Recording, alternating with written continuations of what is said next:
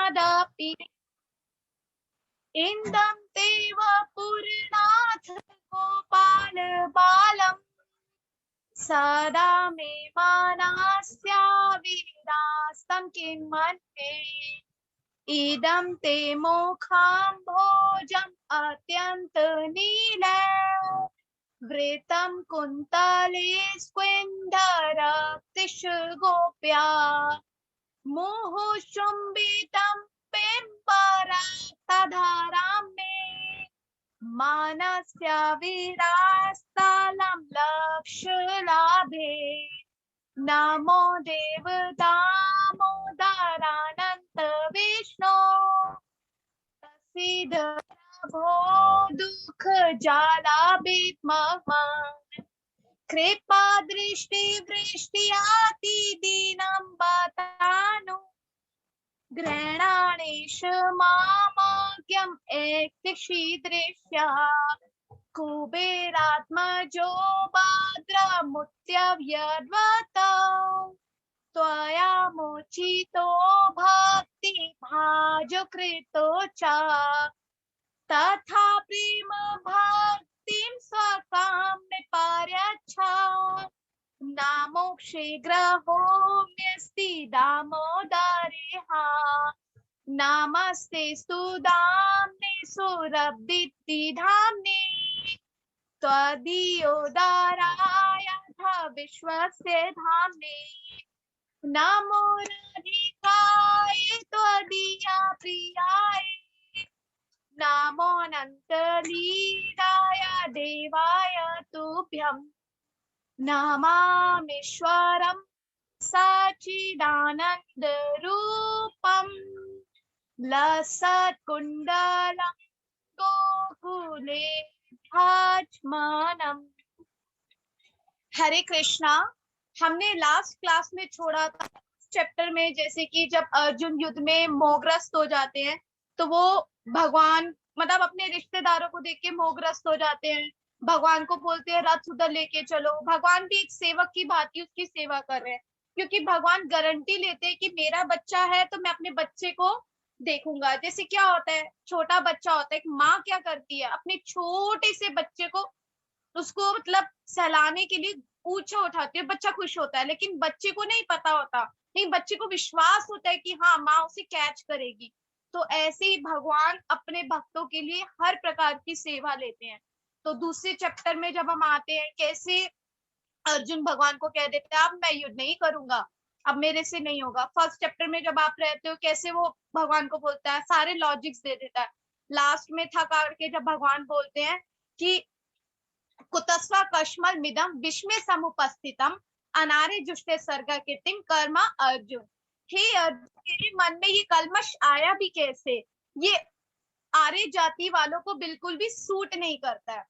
Indirect way में कहें तो भगवान उसको बोलना ये चाह रहे थे कि तेरे मन में ये कलमश कैसे आ रहा है, तेरे बगल में तो मैं खड़ा हूँ, तब भी तू ये सोच रहा है कि मैं ये इतने सारे लॉजिक कि मैं करूँ नहीं करूँ। जिसके साथ भगवान खड़े हैं, वो भी सोच रहा है कि ये चीज करूं या ना करूं। अब वो भगवान की बात सुन के क्या कहता है, कार्पण्य दोषो पहत स्वभाव पृच्छामि त्वामाधरं सामुच्चेता यच्छेस्य निश्चेत् ब्रूहि तन्मे शिष्येऽहं शदिमां त्वां प्रपन्नम्।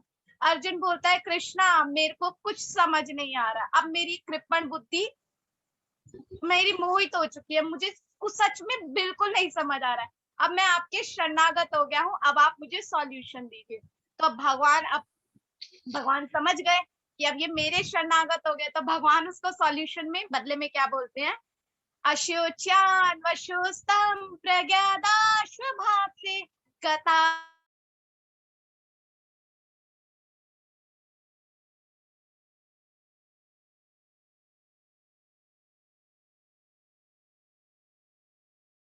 इस आत्मा का ज्ञान है।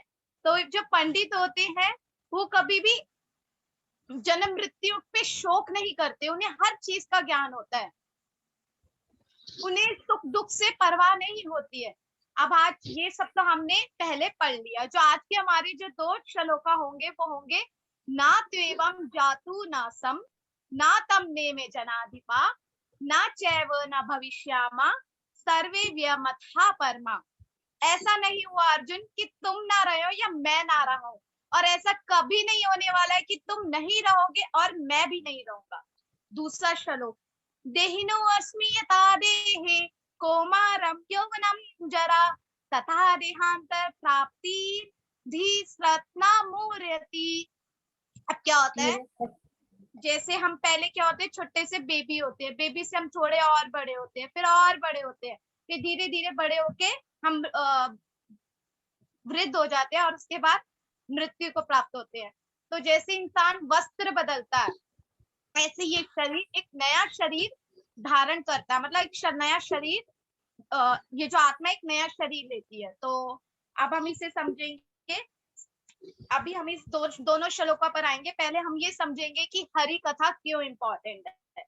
हरि कथा इस पहले तो ये समझना हमें बहुत जरूरी है कि हरि कथा हर कोई अटेंड नहीं कर सकता है। तो भगवान हम हम अपनी फैमिली मेंबर्स को भी बोलते हैं चलो मंदिर चलो या भगवान के बारे में सुनो, वो नहीं इंटरेस्ट लेंगे, क्योंकि भगवान क्या बोल रहे हैं, मेरी शरण में सिर्फ 4 ही लोग आएंगे, चतुर्विधा भजन्ते माम जना सुकृतो अर्जुना आर्तु जिज्ञासु अर्थाति ज्ञानी च भरत शर्मा। इसका अर्थ क्या है कि अर्जुन सिर्फ 4 ही प्रकार के लोग मेरी शरण में आएंगे। एक आर्तु जो बहुत दुखी है, एक ज्ञानी जिज्ञासु जिसे जिज्ञासा है, एक अर्थाती जो पैसे की आर्थिक पैसे के लालच में भगवान से बोलते हैं ना हम लोग, जॉब दिला दो, हमारा ये कर दो, इच्छाओं की पूर्ति के लिए। और चौथा जो ज्ञानी। तो 4 प्रकार के लोग भगवान की शरण में जाते हैं। तो हरि कथा सुनने का श्रवण भी बहुत सबको नहीं होता है। तो हरि कथा सुनने का, जब हम हरि कथा सुनते हैं, तो जब आप हरि कथा सुनोगे तो आपको रियलाइजेशन होगा कि इस संसार में कुछ भी नहीं है। जैसे संसार, संसार का अर्थ ही है जिसका कोई सार नहीं है। जगत का अर्थ ये जो जा रहा है, जिसमें कुछ रहने वाला नहीं है, फिर भी हम अपनी खुशियां किसमें ढूंढ रहे हैं, इस संसार में ढूंढ रहे हैं। तो आगे क्या बताते हैं, जैसे हम लोग भागवत गीता पढ़ते हैं तो हमारी सारी प्रॉब्लम का सॉल्यूशन इसी में ही होता है।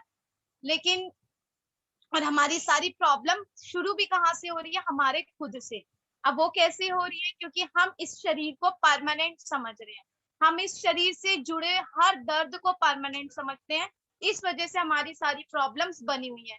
अब ये तो बहुत मुश्किल है कि हम अपने दर्द भुला दें या हम अपनी प्रॉब्लम्स को फेस ना करें, लेकिन हाँ, हमें धीरे धीरे स्टेप उठाना है कि हाँ हम भगवान से जुड़ जाएं। ये पॉसिबल नहीं है कि हम इसको अपने को आत्मा समझ लें, क्योंकि इतना आसान नहीं है आत्मा का ज्ञान हासिल करना। पर भगवान देखो, जैसे अर्जुन क्या करते हैं जैसे हमारे पास कोई आता है, हम उसको क्या, अगर हम उसको बोलेंगे, कोई हमारे पास कुछ भी क्वेश्चन लेके आए, हम बोले अरे तुम तो शरीर नहीं आत्मा हो, तो इस दर्द को क्यों वैल्यू कर रहे हो, तो वो हमें पागल समझेगा। क्यों? क्योंकि हम डायरेक्ट किसी को जाके नहीं बोल सकते, और क्योंकि हमें उसके लिए फर्स्ट रियलाइजेशन खुद होना बहुत जरूरी है। आत्मा का ज्ञान हर किसी को नहीं हो सकता। अब जैसे क्या होता है, भगवान क्या करे, अब अर्जुन जब पूरा कंफ्यूज हो जाता है, सिर्फ अर्जुन के लिए नहीं, सिर्फ हम सब के लिए, अर्जुन जब पूरे युद्ध में कंफ्यूज हो जाता है, तब भगवान उसकी एक रूट पकड़ते हैं। जैसे हम जड़ में पानी देते हैं तो पौधा क्या होता है, खिलने लगता है, पत्तों में पानी देने से नहीं पड़ता। ऐसे ही भगवान ने क्या किया, अर्जुन की जड़ पकड़ी।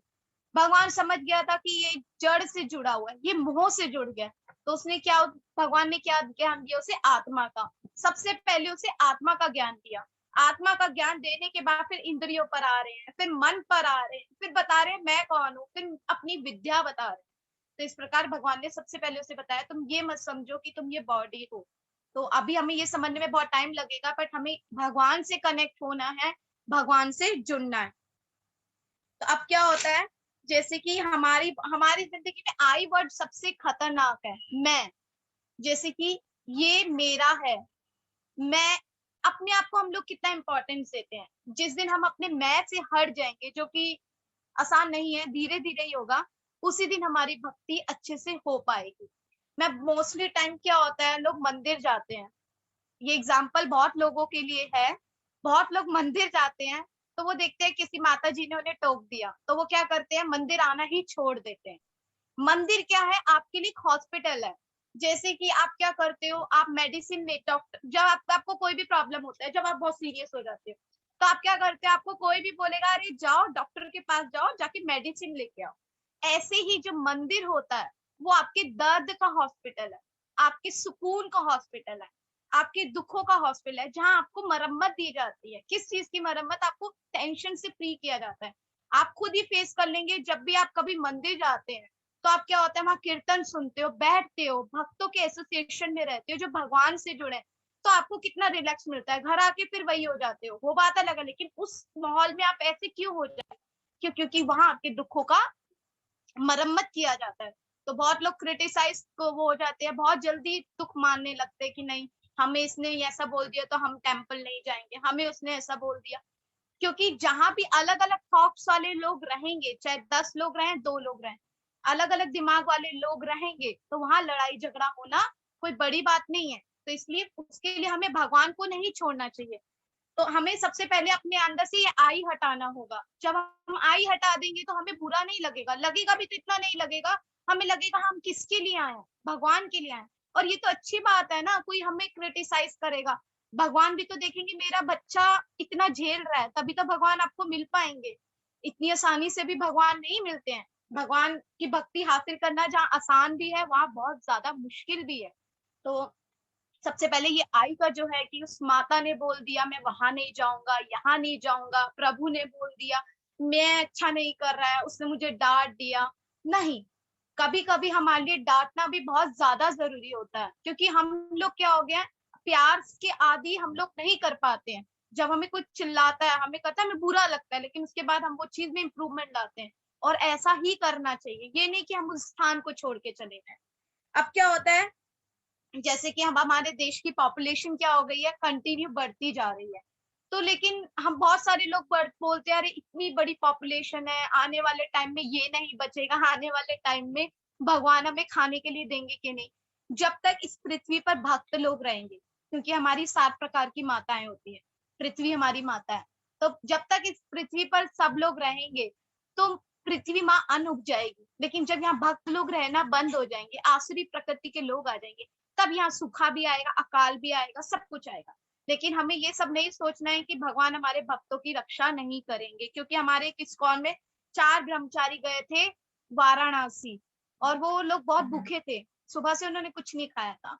वो किसी रूम में रुके थे और उनको किसी चीज की आशा नहीं थी कि अब क्या मिलेगा, क्योंकि बिना प्याज लहसुन का क्या मिलेगा, कुछ था ही नहीं।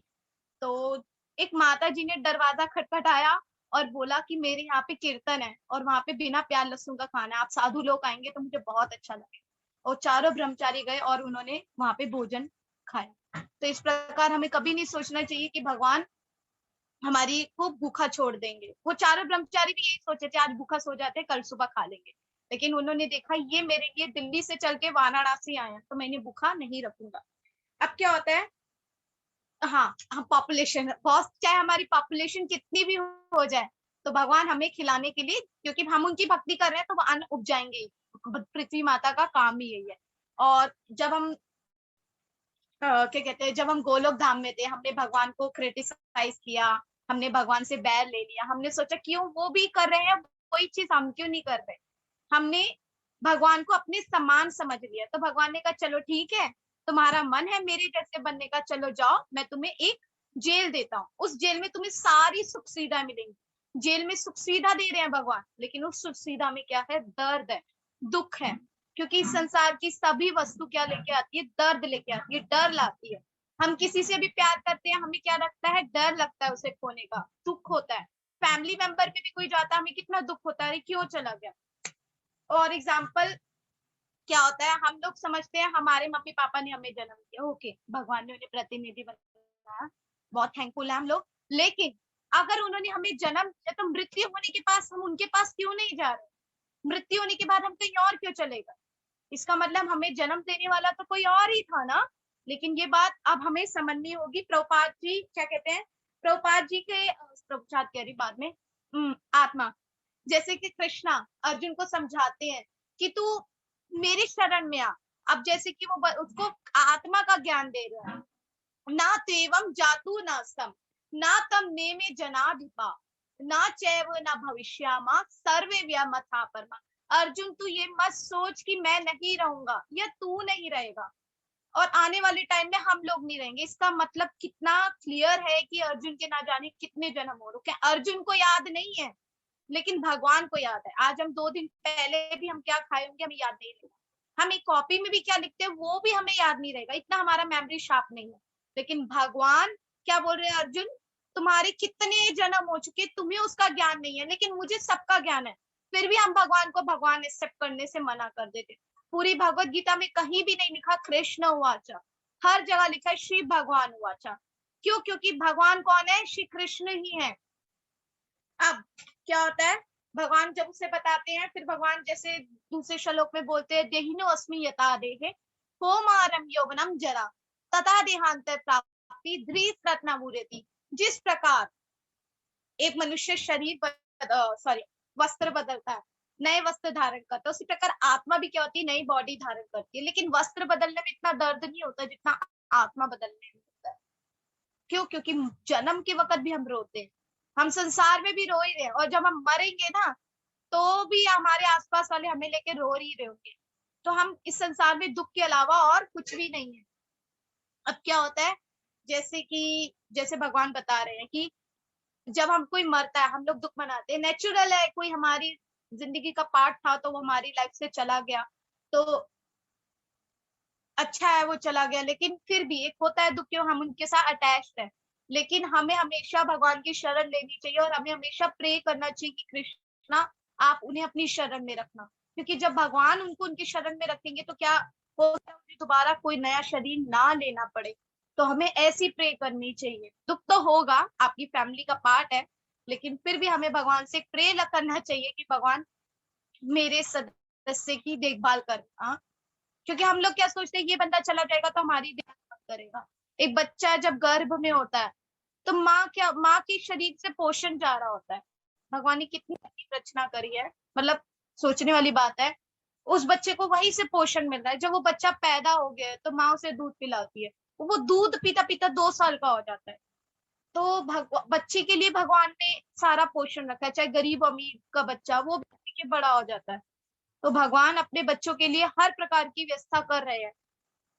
अब क्या होता है, एक बार जो हम लोग शंकराचार्य जी के बारे में पढ़ते हैं, शंकराचार्य जी कौन है? स्वयं शिव जी हैं। शिव जी ने एक बार पार्वती, क्या हुआ था जब महात्मा हाँ पहले हम इस चीज को फिलोसफी को समझेंगे कि कृष्णा ही सर्वोत्तम पर्सनालिटी है। एते चांश कला पुंसा कृष्णस्तु भगवान स्वयं इंद्रारी व्याकुलम लोकम मृडयन्ति युगे युगे। एक भगवान श्री कृष्ण ही है, उनसे ही सभी विस्तार हो रहे हैं। हम नरसिम्हा आरती में भी गाते हैं केशव धृता नर हरि रूपा, भागवतम में भी आता है केशव धृता राम शरीरा, केशव से ही राम आया। ऐसा नहीं है कि विष्णु से राम आ रहे, और ये भी नहीं है कि विष्णु और कृष्णा में कोई अंतर है। बस अंतर इतना है कृष्ण कलाओं का अंतर है। जैसे कि कृष्णा में 64 की कलाएं हैं, भगवान विष्णु में 60 कलाएं हैं और भगवान राम में 62 कलाएं है। तो सभी वही, लेकिन फिर भी कलाओं का अंतर है। कृष्णा संपूर्ण है और भगवान का जो कृष्णा का रूप है वो सबसे सुंदर और रोमांटिक है। बांसुरी लेके खड़े हैं, ना कोई त्रिशूल, ना कुछ धनुष, नहीं। प्यार ही बांटना उन्हें और प्रेम से उन्हें वो आपको अपने पास बुला रहे हैं और आपसे प्रेम ही मांग रहे हैं। अब क्या होता है, जैसे शंकराचार्य जी महात्मा बुद्ध आए थे, महात्मा बुद्ध ने अहिंसा का, वो भी भगवान के ही अवतार है, विष्णु सॉरी कृष्ण के अवतार है। तो उन्होंने क्या किया था, अहिंसा का सिद्धांत दिया था कि क्योंकि उस समय क्या हो रहा था, कर्म कांड हो गया था, सारा समाज कर्म कांड इतना ज्यादा भर गया था कि वो मिटने का नाम नहीं था। तो जीवों की हत्या जोरदार हो रही थी। तो महात्मा बुद्ध जी ने क्या किया, अहिंसा का संदेश दिया। अब क्या हुआ, अहिंसा का संदेश देने के बाद फिर वही, क्योंकि भगवान जब अपने किसी अवतार में आते हैं वो उतना ही ज्ञान देते हैं जितना ज्यादा जरूरी होता है। जैसे सतयुग में क्या था, सतयुग में था 25% अधर्म था और 75% धर्म था। फिर द्वापर त्रेता युग आया जिसमें 50%, हाँ सॉरी, उसमें 50%, हाँ 50% वो था धर्म और अधर्म, वही द्वापर में चलता रहा। अब कलयुग में क्या रहेगा, 75% अधर्म रहेगा और 25% धर्म रहेगा, इसलिए आपको धार्मिक लोग नहीं मिलेंगे ज्यादा। तो फिर शिव जी ने क्या किया, देवी माता को बोला कि हम, भगवान ने उन्हें एक ड्यूटी दी थी, क्योंकि वो स्वयंभू हैं, तो उन्हें एक ड्यूटी दी थी कि जाओ अब आप भगवान लोगों को मोहित करो। तो शंकराचार्य जी क्या किए, शंकराचार्य जी बोल दिए कि जीव और परमात्मा में कोई अंतर नहीं। अब आसुरी लोग क्या हुए, इसे देखकर खुश हो गए, ओए हम भगवान और हम में अंतर नहीं है, तो वो भी फॉलो करने लगे शंकराचार्य जी को। तो इस प्रकार मायावाद का उस समय सिद्धांत जरूर बढ़ा। फिर भगवान दूसरे अवतार में आ गए माधवाचार्य जी के, उन्होंने द्वैतवाद का सिद्धांत दिया और बताया कि कैसे भगवान और जीव में अंतर है, और सच में भगवान और हम में बहुत अंतर है। बहुत सारी, हम भले ही उनकी अंश हैं, बहुत सारे लोग अपने आसपास देखोगे बोले कि हम उनके अंश है तो हम भगवान हैं, हम भगवान नहीं हो सकते। ये शंकराचार्य जी का सिद्धांत जरूर है। समय समय पर भगवान जब अपना आते हैं अवतार लेके, उसी तो नहीं बोलते जितना जरूरत होती है, क्योंकि इतनी बुद्धि हमारे में नहीं है कि हम हर चीज समझ पाए। तो भगवान भी बहुत सोच समझ के उतना ही ज्ञान देके फिर अपने धाम वापस जाते हैं। तो इस प्रकार क्या करते हैं, जब शिव जी ने ये ज्ञान दिया कि भगवान और जीव एक है, फिर माधवाचार्य जी आए, द्वैतवाद का सिद्धांत दिया कि नो, दोनों अलग अलग है, और रियलिटी यही है कि हम और भगवान कभी कंपैरिजन नहीं कर सकते। हमने भगवान से साथ कंपैरिजन किया आज, इसलिए हम इस कारागार में पड़े हैं। हमें देखने में लग रहा है हम बंगलाओं में रह रहे हैं, हमें देखने में लग रहा है हम बाइक पे घूम रहे हैं, हमें लग रहा है हम कार में घूम रहे हैं, और उसकी 2 मिनट की खुशी के बाद जो इतना सारा दर्द हम हमारे पास आता है, उसका तो कोई इलाज ही नहीं है। तो इस प्रकार जैसे कि क्या होता है, हम लोग क्या करते हैं, सबसे हमारे अंदर सबसे बड़ा फॉल्ट है कि हम भगवान से उम्मीद करते हैं कि वो हमें हर चीज के लिए क्षमा कर दे, लेकिन वो हमारे अंदर नहीं है। हम किसी को क्षमा नहीं करना चाहते, हमारे साथ कोई कुछ भी कर दे, नहीं मैं तो माफ नहीं करूंगा, उसने ये किया, उसने वो किया। कोई आपके साथ कभी कुछ कर सकता ही नहीं। ये सब हमारे प्रारब्ध और कर्म है जो हमें हमारे साथ ये सब करवाते हैं। तो किसी, वो तो एक प्रतिनिधि है, वो बनकर आया हमें दर्द देने के लिए, परंतु ऐसा कभी नहीं होता है कि वो उस इंसान का फॉल्ट है। उस इंसान का कुछ भी फॉल्ट नहीं है। जो भी है भगवान अपने उससे करवाते हैं। अब क्या होता है, जैसे कि हम चाहते हैं भगवान है ना हमारी हर गलती के लिए माफ कर दे, लेकिन हम नहीं चाहते कि हम किसी को उसकी गलती के लिए माफ करें, इसलिए क्षमाशील है भगवान। तो आप भी क्षमाशील बनिए, क्योंकि हम भी भगवान से यही एक्सेप्ट करते हैं कि कान्हा जी आप हमें माफ कर देना, हर गलती जो भी हम कराते हैं आप माफ कर देना, क्योंकि संसार तो माफ नहीं करता है। हम किसी को भी बताएंगे अगर हम कुछ गलत कर रहे हैं, कुछ गलती हो गई है, वो बोलेगा अरे वो तो हमसे गैप बना ले।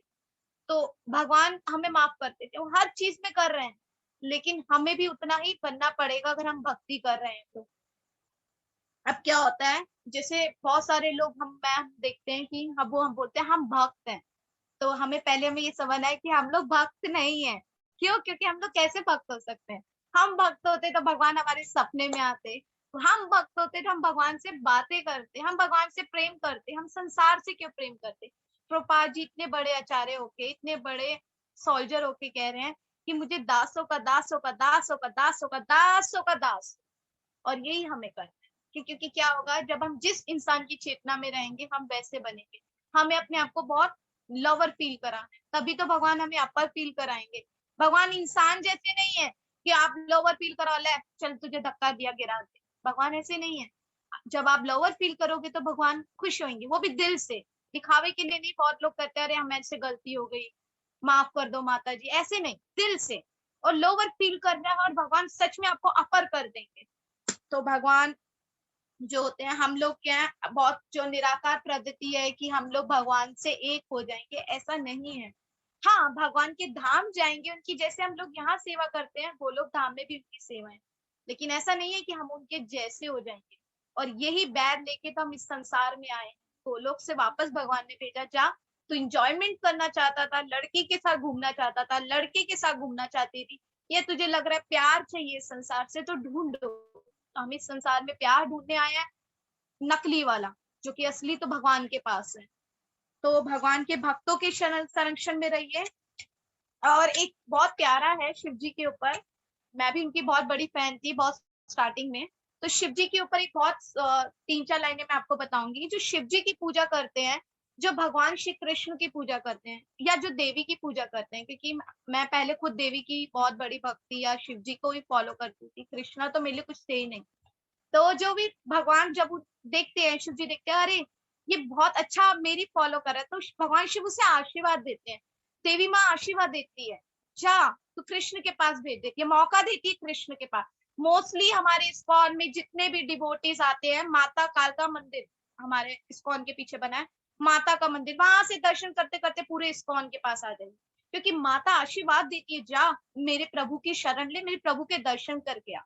तो क्या होता है ऐसे ही, तो जो भी भगवान जब देखते हैं शिव जी और देवी माँ कि ये अच्छी भक्ति कर रहा है, तो उसे मौका देते हैं, और अगर हम उस मौके को पकड़ लेते हैं तो हम सच में सही रास्ते पर चल पड़ते हैं। तो जो शिव जी की पूजा करते हैं वो शिव लोक में जाते हैं, तो भगवान शिव जी क्या करते हैं, उन्हें भागवतम सुनाते हैं।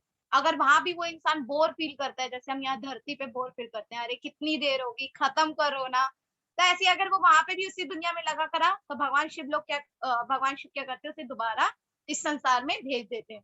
और जो सच में भागवतम सुन लेता है, भगवान उसका शिव क्या करते हैं, एफर्ट्स लगाते हैं कृष्णा के पास, जाओ इन्हें अपने धाम में, एक रिक्वेस्ट डालते हैं कि जाओ इन्हें अपने धाम में लो।